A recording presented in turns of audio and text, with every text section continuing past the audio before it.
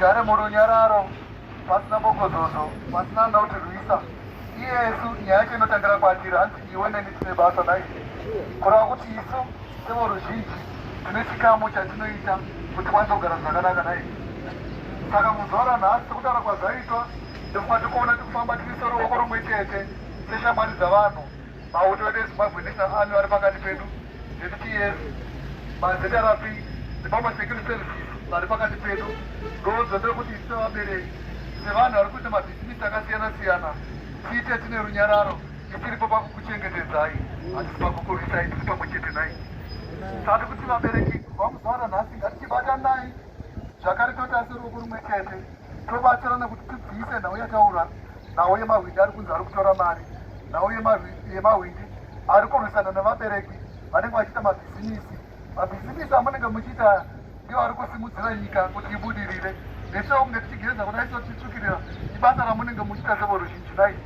ndimunovaka nyika hanzi nyika inovakwa nevene vayo saka naizvozvo tinokurespektai tinokuremekedzai nebasa guru ramunenge muchiita ticharamba tichikuchengetedzai kuti uri mabasa edu anobuda mune zvakanaka vataura nyaya yekuti kune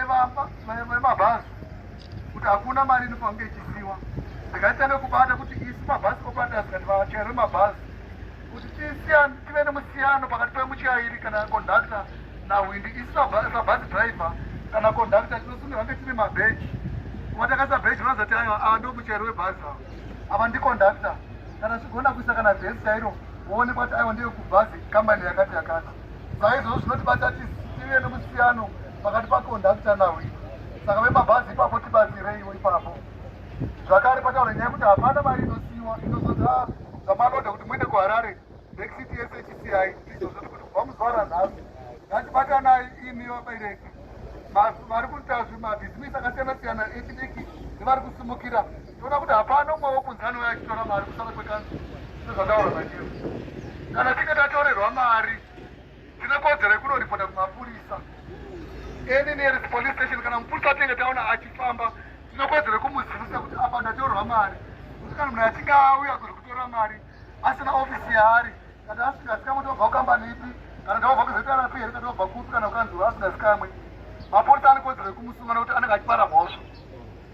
kana zvaita kuti taripota nyaya yedu tikasabatsirwa ipapo tine kodzero yekuti tiende tinoona usanchaji mukuru westation tomuzivisa kuti tine nhau yandamhangara asi haina kutorwa zvakanaka ndamhangara kumupurisa wakati hatinge haisi kufamba zvakanaka tozivisa mukuru westation vane matanho anotora kuti agadzirise kuti ukama hwedu imi voruzhinji nesu vanochengetedza mutemo hurambe hwakanaka saka ane matanho achaita kuti agadzirise kuti zvifambe negwara rakanaka